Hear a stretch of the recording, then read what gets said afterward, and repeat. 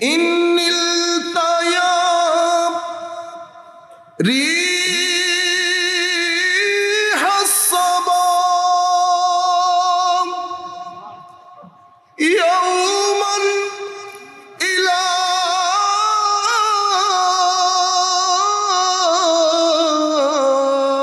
আরদিল হারাম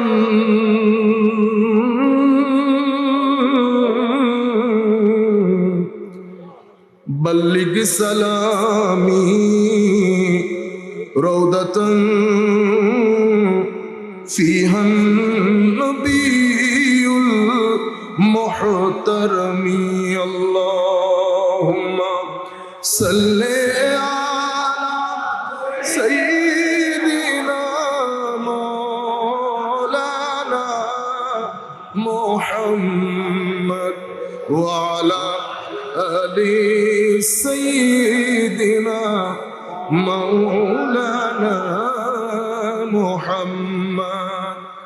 আমি সকলের প্রতি অনুরোধ করব, চোখ বন্ধ করে মনে করবেন আমরা আলী জয়নুল আবেদিনের সাথে আছি। আমাদের সামনে আমাদের মহান হাস্তি হুজুর গৌসে মাইজ ভান্ডারী আছে। উনি বলছেন ইন্নিল তায়ারি হাসাবা, হে সকালের হাওয়া, তোর যদি মদিনায় যাওয়া নসিব হয় তো মদিনার হাস্তিকে আমার পক্ষ থেকে সালাম পৌঁছিয়ে দিস। বাল্লিগ সালামি রৌদাতান। এরপরে উনি বলছেন অনেক লম্বা সে, আকবাদুনা মাজরুহাতুন মিন সাইফে হিজরিল মুস্তাফা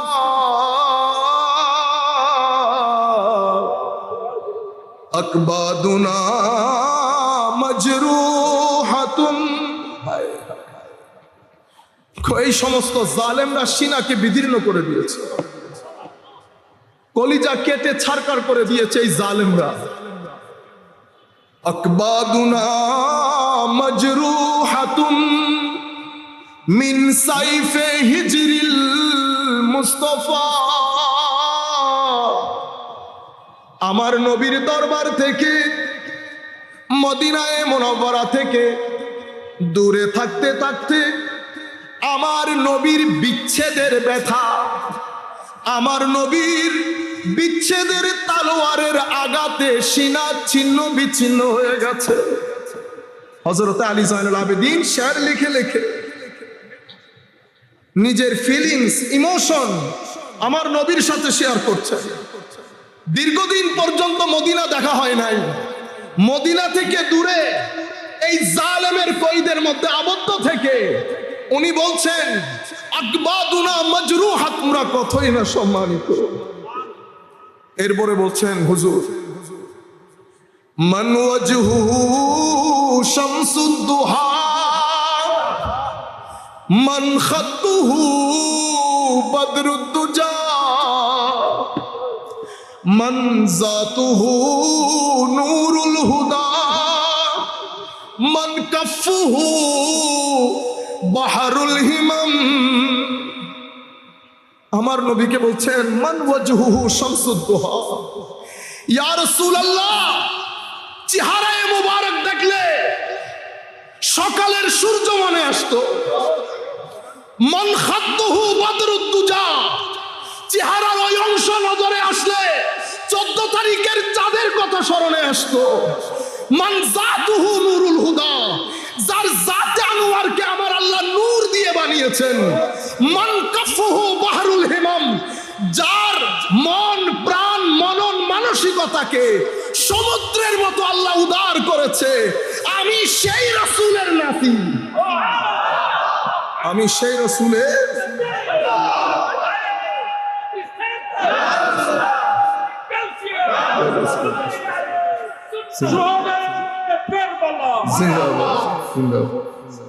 সম্মানিত উপস্থিতি, ইয়া রাহমাতাল লিল আলামিন।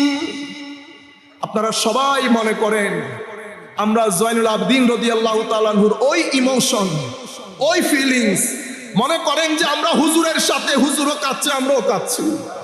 আমাদের সামনে হুজুর গৌসে মাইজ ভান্ডারী কেবলা কাবা, আসেন আমরা আজকে মাইজবান্ডার দরবার শরীফ থেকে 1300-1200 বছর পিছনে চলে যায়। আমরা জানান দেই হুজুর আপনারা দুনিয়া থেকে চলে গেছেন, ইয়াজিদ হয়তো সেই দিন জিতে গেছে, কিন্তু আপনাদেরকে বলতে চাই হুজুর আপনারা হেরে যান নাই। 1400 বছর পরে আপনার নানার গোলামরা আপনাদের সাথে দাঁড়িয়ে আপনাদের বিজয় গান গেয়ে যাচ্ছে। জয়নাল আবেদিনরা হারে না, হুসাইনিরা কখনো হারে না। আল্লামা ইকবাল বলছেন বাত বাত ইতনা হি হ্যায়, বাত बस इतना ही है, यजीद था হুসেন হ্যাঁ। কথা শুধু এতটুকু, ইয়াজিদ বলেন, ফেরাউন বলেন, নমরুদ বলেন, সবাই এক সুতোয় গাঁথা। এরা ছিল, এরা ছিল, হুসাইন আছে, হুসাইন থাকবে। আল্লামা ইকবাল বলছেন হুজুর हद ही नहीं आपकी इंतकाम की, हद ही नहीं इमाम आपकी इंतकाम की कि लफ्ज यजीद को गाली से बदतर बना दिया। कि হুজুর আপনি মন খারাপ করবেন না, প্রতিশোধ এমন লাজবাব হয়েছে, প্রতিশোধ এমন লাজবাব হয়েছে হুজুর ইয়াজিদ গালি ছিল গালিতে পরিণত হয়েছে। কিয়ামত পর্যন্ত কোন মুসলমান ঘরানার মধ্যে ইয়াজিদ শব্দ আর ফেরত আসবে না। শায়েররা কত সুন্দর সুন্দর কথা বলেন, আল্লাহ আল্লাহ নবী কা ঘরানা,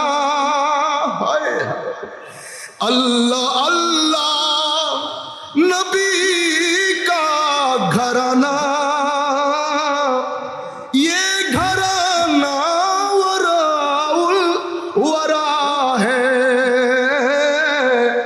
इसमें हसनैन है फातिमा है, इसमें हसनैन है फातिमा है, इस घराने में मुश्किल कुशा है।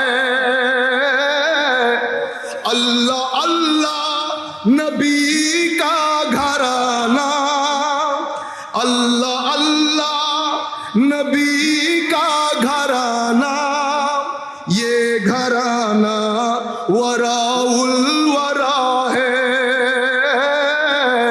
इसमें हसनैन है फातिमा है, इसमें हसनैन है फातिमा है, इसमें मुश्किल कुशा है। शायर आबार बोलছেন लब पे है तस्किरा पंजतन का, फूल महकते हैं मेरी चमन का, ऐसे उनके करम ने नवाजा, ऐसे उनके करम ने नवाजा, अपनी किस्मत में दिल झूमता है। अल्लाह अल्लाह नबी का घराना, ये घराना वराउल वरा है। এরপরে কবি শেষ করছেন কিভাবে দেখেন, কাবায়ে इश्क का हूँ नमाजी, मैं हूँ उनके इनायत पे राजी, मेरे तुरबत पे, मेरी तुरबत पे लिखना नियाजी, मेरी तुरबत पे लिखना नवाजी, पंजतन का ये अदना गदा है, मेरी तुरबत पे लिखना नियाजी, पंजतन का है ये अदना गदा है। अल्लाह अल्लाह नबी का घराना, ये घराना वरा उल वरा है। इसमें हसनैन है फातिमा है, इस घराने में मुश्किल कुशा है। सुबहानाल्लाह बोलें। एरपरे हजरत आली ज़ैनुल आबिदीन बोलें, या रहमतल लिल आलमीन अदरिक लि ज़ैनिल आबिदीन, या रहमतल लिल आलमीन अदरिक लि ज़ैनिल आबिदीन, महबूस ऐदी ज़ालिमीन फिल मौकबी वल मुज़दहम। हजरत आली ज़ैनुल आबिदीन আমার নবীকে বলছেন, ইয়া রাহমাতাল লিল আলামিন আদরিক লি ज़ैनिल आबिदीन। হুজুর একটু নজর করেন, নানা একটু নজর করেন, মাহবুস আইদিজ জালিমিন, আপনার নাতিরা জালেমদের হাতে বন্দী, আপনার নাতিরা জালেমদের হাতে বন্দী। বড় দুঃখ দুর্দশার মধ্যে যাচ্ছে জিন্দেগি। কিন্তু আজীব মুসলমানদের, আল্লামা ইকবাল কত চমৎকার বলেছেন, তো মুসলমানদের জিন্দেগি, এই ধর্মের ইতিহাস বড় আজীব। ও হুসাইন রাদিয়াল্লাহু তাআলা আনহুর সারে পাককে যখন কাটা হচ্ছে তখনও নারাই তাকবীর দিয়েই কাটা হয়েছে। আল্লামা ইকবাল বলছেন, अजीब मजाक है इस्लाम की तकदीर के साथ, अजीब मजाक है इस्लाम के तकदीर के साथ, काटा हुसैन का सर नाराए तकबीर के साथ, काटा हुसैन के सर नाराए तकबीर के साथ। तो इस्लामेर तकदीर बड़ो अजीब।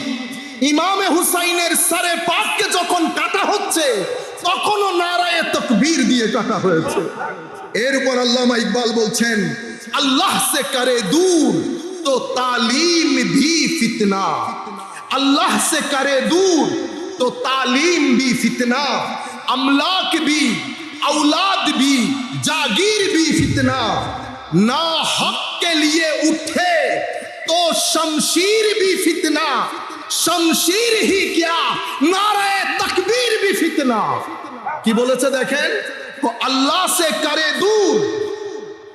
যখন শিক্ষা ব্যবস্থা কোন মানুষকে কোন জাতিকে আল্লাহ থেকে দূরে রাখে, আল্লামা ইকবাল বলছেন সেই তালিম সেই শিক্ষাও মানুষের জন্য ফিতনা। ইমলাক বি औलाद বি জাগির বি, সহায় সম্পত্তি औलाद সবকিছু যদি আল্লাহ থেকে দূরে নেয় সব ফিতনা। এরপরে উনি বলছেন, না হক কে লিয়ে উঠে তো শমশীর বি ফিতনা, অন্যায়ের জন্য যদি অস্ত্র হাতে উঠে এটাও ফিতনা। তো অস্ত্র তো অনেক দূরের কথা, যদি অন্যায়ের জন্য নারায়ে তাকবীর বি বলা হয়, নারায়ে তাকবীরও ফিতনা, নারায়ে তাকবীরও ফিতনা। আপনারা বুঝতে পেরেছেন? আমি তরুণ প্রজন্মকে বিশেষ করে চাচ্ছিলাম যে এই বিষয়গুলো আপনাদের নজরে আসুক। আমি দুইটা বক্তব্য আমি টার্গেট করেছিলাম এই বছরের জন্য, জমিয়তুল ফালাহ এবং দরবার শরীফের এই বক্তব্যটা। কারণ দরবার শরীফের কারণেই আমাদের 30 তারিখ চলে যাওয়ার কথা, টিকেটও বুকিং হয়ে গিয়েছিল। কিন্তু এই দরবার শরীফের কারণে ভাইজানের সাথে যখন কথা বলছিলাম এখানে উঠে, তখন উনি বলেছেন গৌসে মেজবান্ডারি হয়তো কবুল করেছেন। আমি ঘটনাচক্রে 30 তারিখ ক্যান্সেল করে থাকতে হয়েছে। টার্গেট ছিল 2 বক্তব্য, কিন্তু মন মতো করে না ওখানে বলতে পারছি না এখানে বলতে পারছি, সময় অ্যালাউ করছে না। আমি চাচ্ছিলাম কিছু কথা, চট্টগ্রামের ভাষায় আমরা বলি আনহুন মারি, মানে ইন ডিটেইলস, যাতে আপনাদের কাছে আসে কথাগুলা। তবু আমরা চেষ্টা করব কারবালা সংশ্লিষ্ট যত বিষয় একটা কলেজ ইউনিভার্সিটির ছেলের জানার প্রয়োজন, আমরা প্রত্যেক বিষয় আগামী যে প্রোগ্রামগুলো আছে আমরা চেষ্টা করে যাচ্ছি প্রত্যেক বিষয় যেন টাচড হয়। এই প্রজন্ম আমার নবী ইরশাদ করছেন কি, মান আহাব্বা হুমা আহাব্বানি ওয়ামান আহাব্বানি আহাব্বাহুল্লাহ ওয়ামান আহাব্বাহুল্লাহ আদখালাহুল জান্নাহ ওয়ামান আবগাদাহুমা আবগাদানি ওয়ামান আবগাদানি আবগাদাহুল্লাহ ওয়ামান আবগাদাহুল্লাহ আদখালাহুন নার। অর্থাৎ যারা এই দুইজনকে মহব্বত করবে তারা জান্নাতি, যারা এই দুইজনের সাথে ঘৃণা রাখবে তারা জাহান্নামী। তাইলে আমার নবী কিয়ামত পর্যন্ত আগত মুসলমানকে দুই ধারায় বিভক্ত করেছে, মহব্বতকারী এবং ঘৃণাকারী। আপনি স্বীকার করেন আর না করেন, হাদিসের মধ্যেই কিন্তু আমার নবী মাইন্ডসেটকে দুই ভাগে ভাগ করে দিয়েছেন।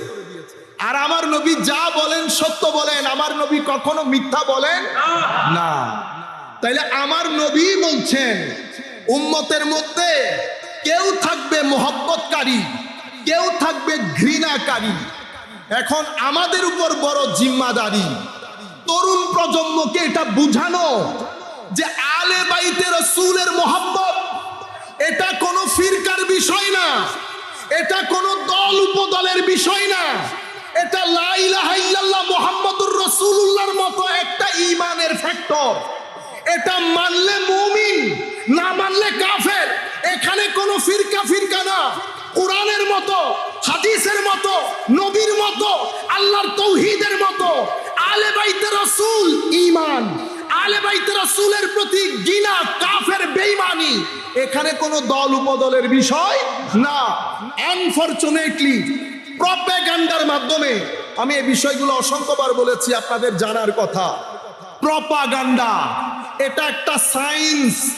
আমরা এখনো কথাই বলি তারা হয়তো প্রপাগান্ডা করে দে, কি করে দে প্রপাগান্ডা এখন একটা সায়েন্স হয়ে গেছে।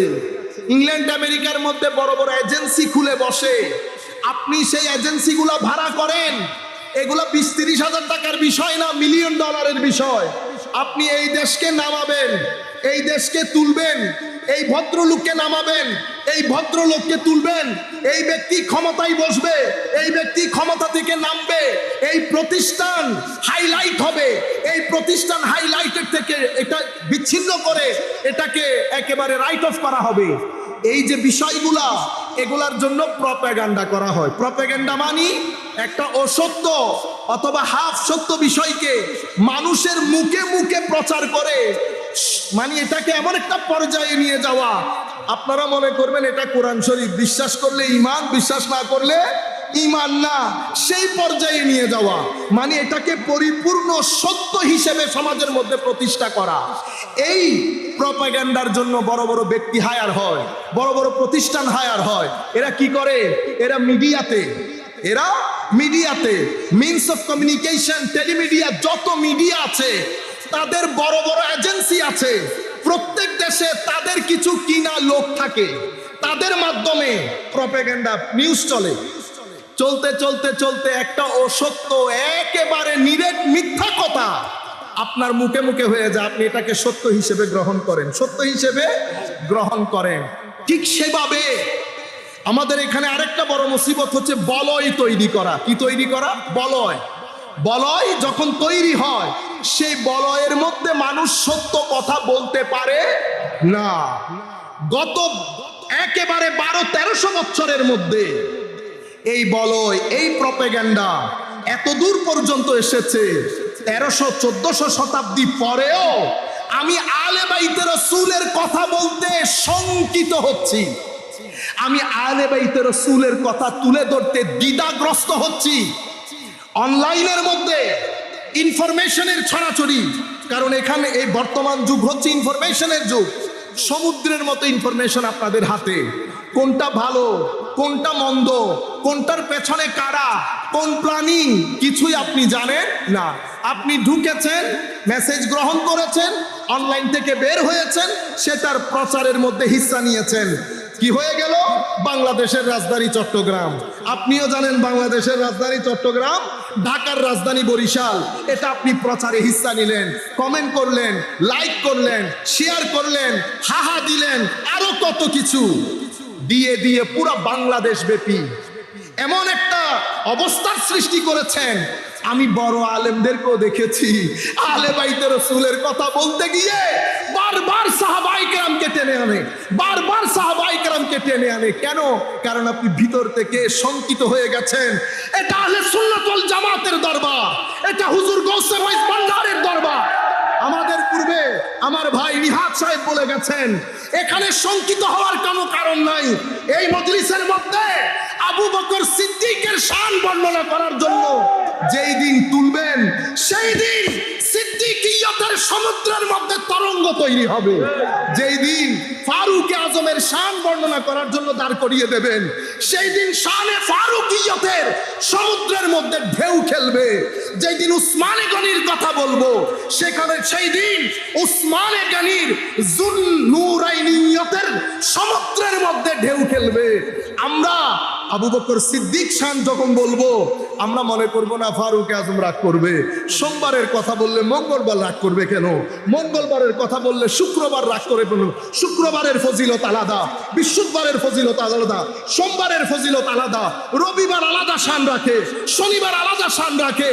কিন্তু তরুণ প্রজন্মের মধ্যে এই প্রপাগান্ডার মাধ্যমে, কনস্পিরেসির মাধ্যমে তরুণ প্রজন্মকে বুঝানো হয়েছে আহলে বাইতে রাসূলের নামকরণকারী প্রশংসাকারীরা সীমালঙ্ঘন করতে করতে তারা শিয়া হয়ে গেছে। সুতরাং এখন একটা মহা মুসিবতের মধ্যে আমরা পড়ে গেছি। এই ক্ষেত্রে আমি আপনাদেরকে বলবো আমরা হযরত আলী কাররামাল্লাহু ওয়াজহাহুল কারীম ওনার বিশ্ববিখ্যাত সেই মেসেজের মধ্যে চলে আসি যেটা নাহজুল বালাগা। নাহজুল এটা কাদের কিতাব? শিয়া হাজারাতদের কিতাব।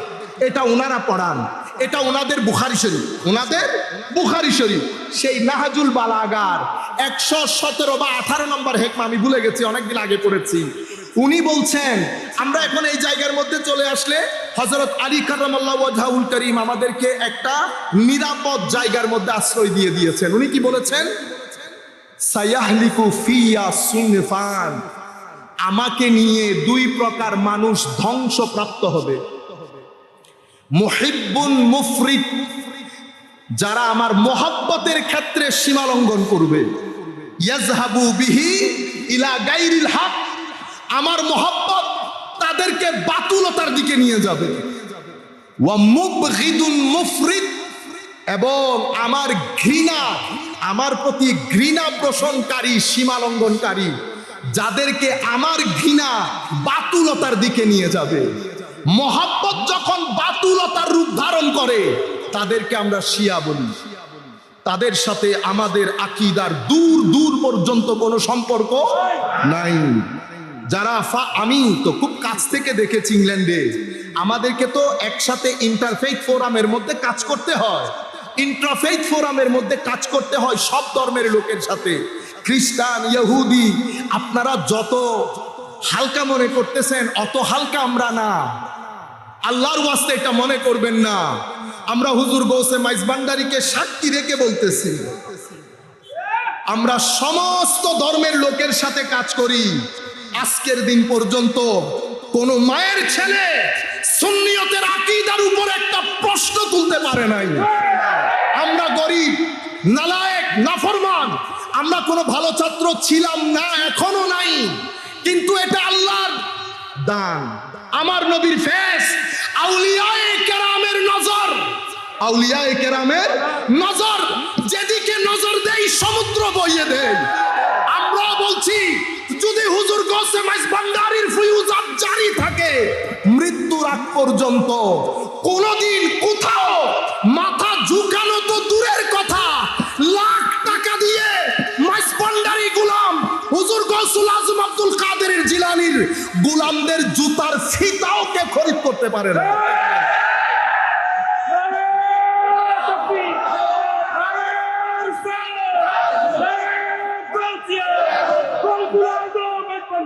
হুজুর আলী কাররামাল্লাহু ওয়াজহাহুল কারীম বলছে মোহাব্বত করেও বাতুলতার দিকে চলে গেছে। তারা খুলাফায়ে রাশেদা সম্পর্কে যে আকীদা পোষণ করে সেটা আমাদের কল্পনা জল্পনার তো বাইরে। এটা সুস্থ মানুষ, মন মানসিকতার লোক জবানেও আনতে পারবে না। আপনারা বুঝতে পেরেছেন যেই পরিমাণ ঘৃণা তারা সাহাবায়ে কেরামের ব্যাপারে রাখে। সুতরাং এই আকীদার সাথে একজন সাধারণ মুসলমানের সাথে দূর দূর পর্যন্ত কোনো সম্পর্ক। হযরত আলী বলছেন মুবকিদুন মুফরিদ, আরেক দল যারা আমাদের ব্যাপারে বুগজ রাখে, হিংসা রাখে, তাদেরকে এই বুগজ হিংসা বাতুলতার দিকে নিয়ে যাবে। তাদেরকে আমরা নাসেবি খারেজি বলি। এরা ছিল, এরা আছে, এরা থাকবে। এরা এই শুহাদায়ে কারবালার এই মাসে তারা 10 দিন ব্যাপী আজমতে সাহাবায়ে কেরাম মাহফিল করতেছে। আপনারা বুঝতে পারছেন আজমতে সাহাবায়ে কেরাম। এরা সাহাবায়ে কেরামকে ঢাল হিসেবে ব্যবহার করে, আর ওরা আলে বাইত রাসূলকে ঢাল হিসেবে ব্যবহার করে। হযরত আলী কাররামাল্লাহু ওয়াজহুল করিম বলছেন, আমার ব্যাপারে খাইরের উপর, কল্যাণের উপর আছে তারা যারা আন্নামাতুল আওসাত, মধ্যম পন্থা অবলম্বনকারী।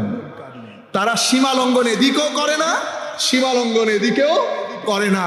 ফালজিমু, হযরত আলী বলছেন তোমরা সেই সংখ্যাধিক্য জামাতের সাথে নিজেদেরকে জুড়ে রাখো, কখনো পথভ্রষ্ট হবে না।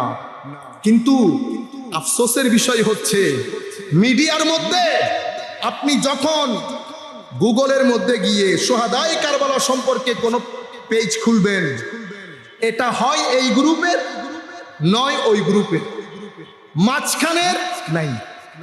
আমি আমার ছাত্রদেরকে বলেছিলাম ইংল্যান্ডে শুহাদায়ে কারবালা সম্পর্কে প্রত্যেকে 10 লাইন লিখে আনবে। আজীব 75 to 80% স্টুডেন্ট তারা কপি পেস্ট করেছে। কাদের পেজ থেকে জানেন? যারা মহব্বতের দিক থেকে সীমা লঙ্ঘন করে। এটা ইনফরমেশনের যুগ।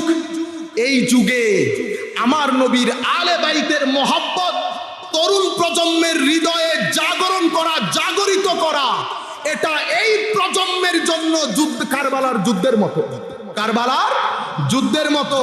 এই যুদ্ধে আমি হেরে যাওয়া মানে হুসাইনিয়ত হেরে যাওয়া। কিন্তু আপনি প্রচারটা কেমনে করবেন? আমার ভাইয়েরা বুঝে না। ঘরের মধ্যে থেকে 4 লাইনের একটা পোস্ট মারে, মাইজবান্ডার দরবার শরীফের শুহাদায়ে কারবালা মাহফিল যেন শিয়া মুক্ত থাকে। আপনি তো বড় জিম্মাদার, বহু বড় সুন্নি, আপনি তো সার্টিফিকেট নিয়ে বসেছেন। আপনার কাছে গিয়ে সুন্নিয়তের সার্টিফিকেট নিয়ে আসতে হবে। বিনয়ের সাথে বলবো, আপনি কি করছেন জানেন? আপনি ইন্টেনশনালি হোক, ইচ্ছাই হোক, অনিচ্ছাই হোক, you became part of that propaganda. আপনি সেই প্রপাগান্ডা এবং কনস্পিরেসি থিওরির পার্ট হয়ে গেলেন সুন্নিয়তকে ড্যামেজ করার জন্য। আল্লাহর ওয়াস্তে যখন আপনার মনে হবে বড় বড় মাহফিলগুলা, কারবালার মাহফিল, শুহাদায়ে কারবালা, সালাম আল্লামা জালালউদ্দিন আল কাদেরীর পদতলে, দোয়া করি আল্লাহ যেন হুজুরকে আহসানুল জাযা দান করেন। সেই মাহফিলের ব্যাপারেও যখন আমরা এই পোস্টগুলা করব, ইররেসপন্সিবল পোস্ট, এখানে যেন শিয়া মুক্ত থাকে। আপনি কি করলেন?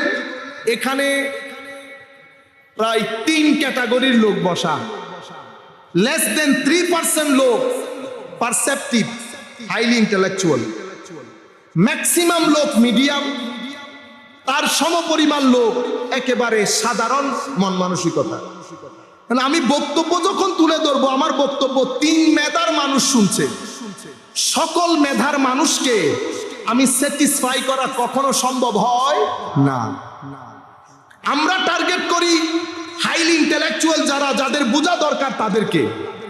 এখন আপনি সাধারণ মানসিকতা, কারণ আপনাদেরকে শুনে এমন যেরকম অনেক লোক আছে, আমাদেরকেও শুনে সেরকম অনেক লোক আছে। এখন আপনি আপনার লোকদেরকে পড়িয়ে দিলেন যে এখানে শিয়া আছে। 10% লোক তো কনভিন্সড হয়েছে আপনার মেসেজে। আপনি 10% লোককে ওই মেসেজ দিলেন, দেওয়ার পরে এটা তার ভিতরে নেগেটিভ কাজ করেছে। পরে কি হলো? তার সাথে আমার ছেলেদের ডিবেট হলো, ডায়লগ, রাস্তাঘাটে দেখা হচ্ছে, মারামারি লেগে গেল না? মারামারি কে লাগিয়েছে?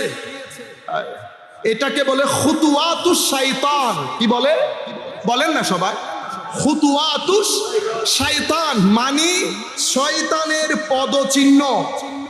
আপনি প্রথম দিন মারামারিতে যান নাই, পোস্ট হয়েছে, পোস্টটা আপনি গিলেছেন, ধারণ করেছেন, রিয়েক্ট করেছেন, অতঃপর গিয়ে মারামারি। আমার ভাই, ধরেন আপনি আমাকে গালি একটা দিলেন, গালি কি আমি দিতে পারি না? আপনি যে আন্দাজে কথা বলবেন সেই আন্দাজে কথা বলার সামর্থ্য, অধিকার আমার নাই। যদি আপনার দলে 10 জন থাকে তো আমার দলে 5 জন নাই।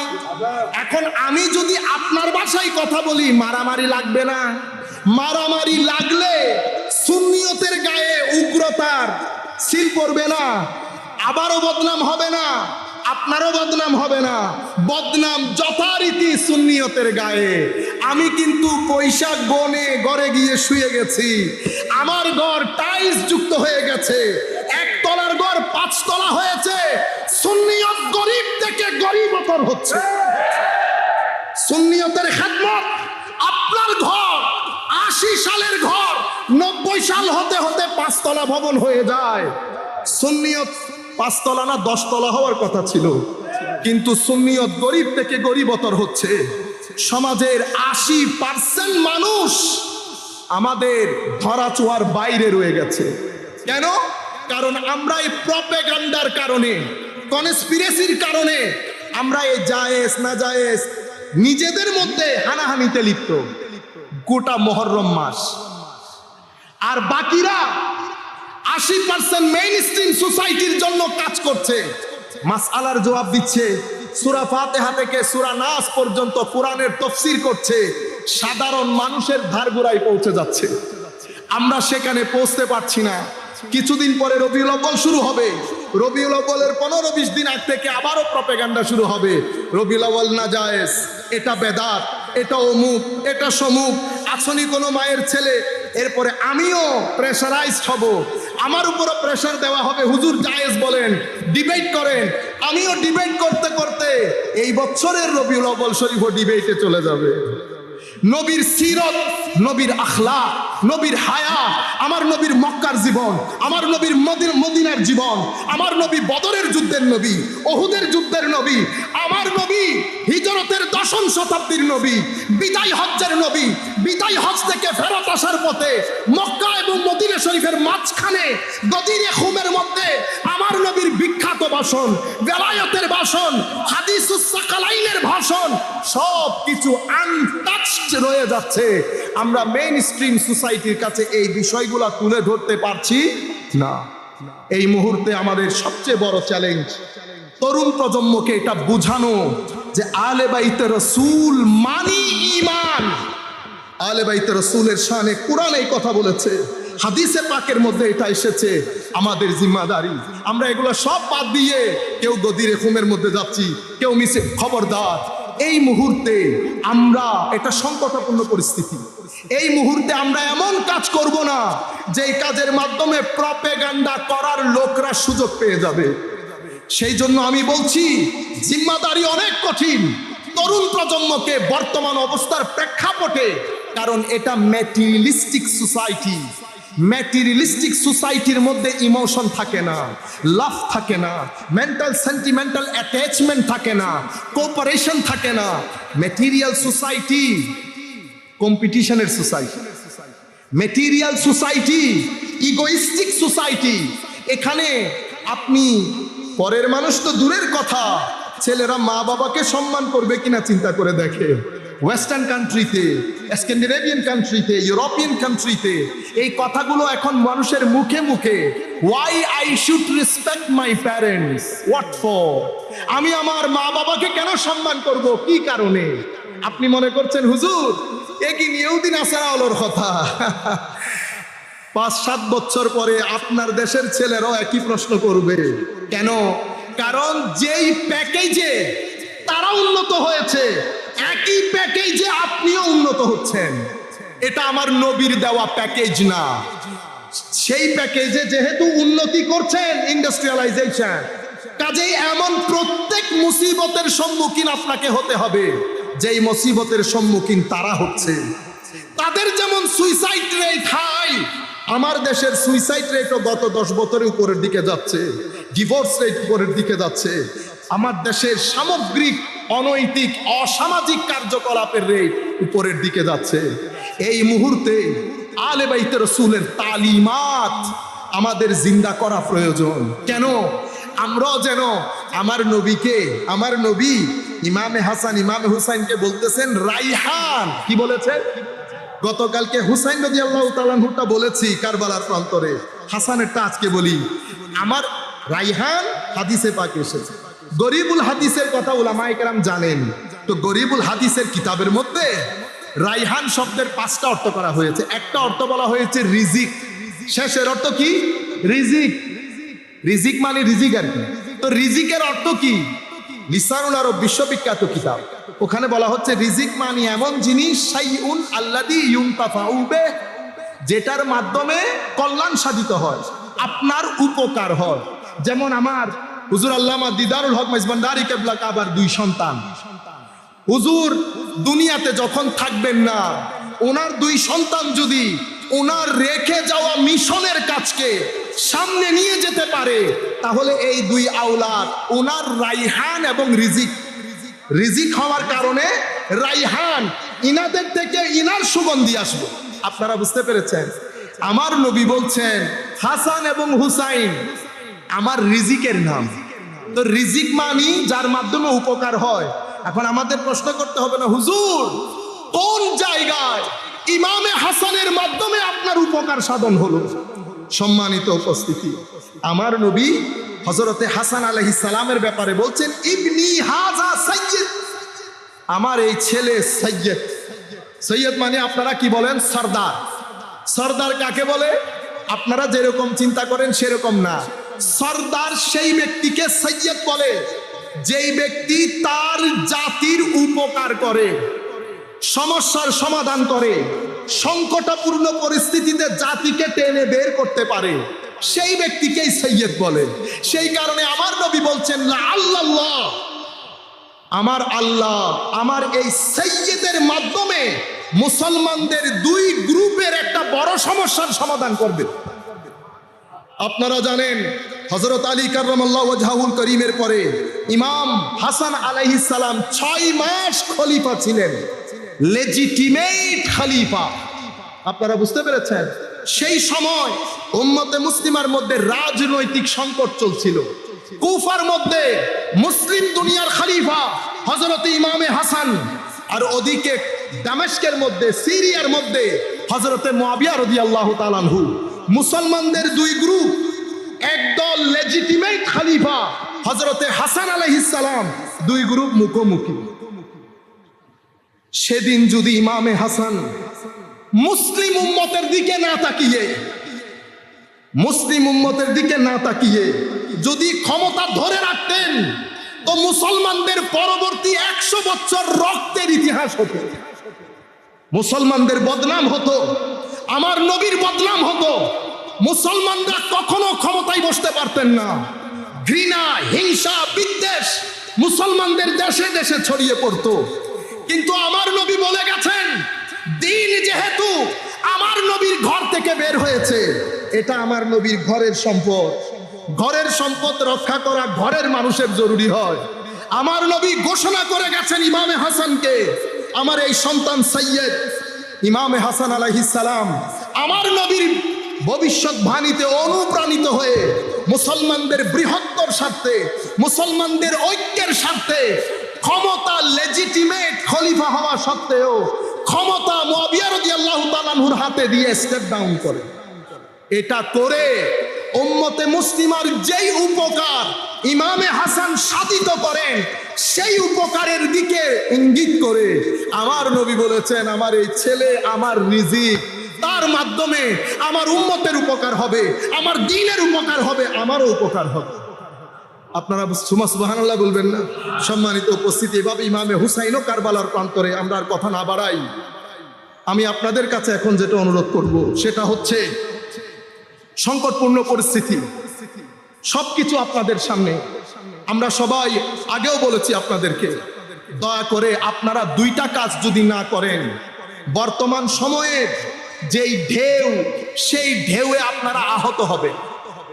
প্রথমে ফেসবুক থেকে বের হন, ম্যাটেরিয়াল এই জগৎ থেকে বের হন, নেচারের সাথে নিজেদেরকে কানেক্ট করেন, নেচারের সাথে। কেন? কারণ আল্লাহ ওই নেচার, ফিতরাতুল্লাহ, খাস একটা নেচার দিয়ে আপনাকে বানিয়েছে। এই নেচার সমুদ্র দেখলে খুশি হয়, পাহাড় দেখলে খুশি হয়, গ্রিনারি সবুজ দেখলে খুশি হয়। আপনি নেচারের কাছে আসেন, খেলেন, এরপর জিকিরের সাথে নিজেদেরকে কানেক্টেড করেন। জিকির বলতে সবচেয়ে বড় জিকির নামাজ। নামাজ ছাড়া শাফাআত পাবেন, এটা কেউ যদি আপনাদেরকে বলে থাকে রং বলেছে। আমার নবীর হাদিস হচ্ছে, ইন্না আউওয়ালা মা ইউহাসাবু বিহিল আবদু, প্রথম যেই ফাইল আমার আপনার আল্লাহর কোর্টে খোলা হবে, সেই ফাইলের নাম নামাজ। আমার নবী বলছেন, যদি নামাজের হিসাব পারফেক্ট থাকে সেই ব্যক্তি মুক্তি পাবে, যদি নামাজের হিসাব পারফেক্ট না থাকে তাইলে ধ্বংসপ্রাপ্ত হবে। আর কারো ফরজ নামাজের মধ্যে যদি কমতি থাকে, সুন্নত নফল দিয়ে আল্লাহ সেটা ওয়েল্ডিং করে দেবেন। কাজেই নামাজমুখী না হলে ডিপ্রেশন থেকে বাঁচতে পারবেন না, বোরিং হবে লাইফ, সাংসারিক জীবন খিটখিটে মেজাজের হয়ে যাবেন। কাজেই নামাজমুখী হবেন, সন্তানদেরকে নামাজের দিকে নিয়ে আসবেন, কোরআনের তিলাওয়াতকে ফরজ করে নেন। কোরআন এটা বড় এনার্জি সেন্টার, এটা এমন একটা এনার্জি, এটার সামনে বসলে, কোরআনের দিকে দেখলে এটা আপনাকে এনার্জেটিক করবে ভিতর থেকে। আপনি রুহের দিকে, কলবের দিকে যদি খেয়াল না করেন, এটা যদি এনার্জেটিক করতে না পারেন, তাহলে আপনি দুঃখে পড়ে যাবেন। জিকির করবেন, প্রত্যেক বৃহস্পতিবারে আল্লাহর ওয়ালিদের জিয়ারতে বের হবেন। কোন বেদাত, এই সমস্ত তালবাহানার কথা, এগুলা গ্রামে গঞ্জে সুন্দর, গ্রামে গঞ্জে সুন্দর, এই সমস্ত বেদাতি কথাবার্তা শুনবেন না। আল্লাহর ওয়ালিরা এটা নূরের এনার্জি, নূরের সেন্টার, এটা এনার্জি ঠিক করবে আপনাকে। যতক্ষণ দাঁড়িয়ে থাকবেন আপনি দেখবেন আপনার কলব বাতেনের মধ্যে চার্জ হচ্ছে। আপনি এই দুই আন্দাজে নিজেকে যদি ইউজ টু করতে না পারেন, হ্যাবিচুয়েটেড করতে না পারেন, অভ্যস্ত হতে না পারেন, তাহলে দুনিয়ার যুদ্ধে আপনি হেরে যাবেন, দুনিয়ার যুদ্ধে আপনি হেরে যাবেন। বাচ্চাদেরকে প্রপার সময় দেন, বাচ্চারা আমার সবচেয়ে বড় সম্পদ, তাদেরকে সময় দেন। স্কুলের সাথে সাথে তাদেরকে দিনমুখী, নামাজমুখী, নবীমুখী করেন। আর তাদেরকে প্রথমে 2-3টা জিনিস শিখিয়ে দেবেন: আল্লাহর মহব্বত, নবীর মহব্বত, আহলে বাইতের মহব্বত, সাহাবায়ে কেরামের মহব্বত, আউলিয়ায়ে কেরামের মহব্বত। আমি কি বলেছি? আল্লাহ, রসুল, আহলে বাইতে রসুল, সাহাবায়ে কেরাম, আউলিয়ায়ে কেরাম, এই 5টা জিনিস 1 বছর সময় নিয়ে যদি শিখাইতে পারেন, গ্যারান্টির সাথে বলছি, এই ছেলে ধ্বংসের অতল তলেও যদি তলিয়ে যায়, সেখান থেকে সে ফেরত আসবে, সেখান থেকে সে ফেরত আসবে। কেন? মহব্বত আজীব জিনিস, এটা মানুষকে ধ্বংস হইতে দেয় না। আদব আজীব জিনিস, এটা মানুষকে ধ্বংস হতে দেয় না। আল্লাহ রাব্বুল আলামিন আমাদের হামি ও নাসির হোক। আমি বক্তব্যের মধ্যে ঢুকি নাই, এখানে ঢুকলে অনেক সময় চলে যাবে। কাজে আমি বাইরে বাইরে থেকে কিছু বলে মোটামুটি একটু হক আদায় করে শেষ করছি। আমরাও ঢাকা যেতে হবে, হুজুরের পারমিশন নিয়ে আল্লাহর দরবারে শুকরিয়া আদায় করে, নবীর দরবারে সালাম দিয়ে, আমরা আউলিয়ায়ে কেরামের ফয়ুজাত কামনা করে আমরা শেষ করছি। ওয়া আখির দাওয়ানা আলহামদুলিল্লাহি রাব্বিল আলামিন।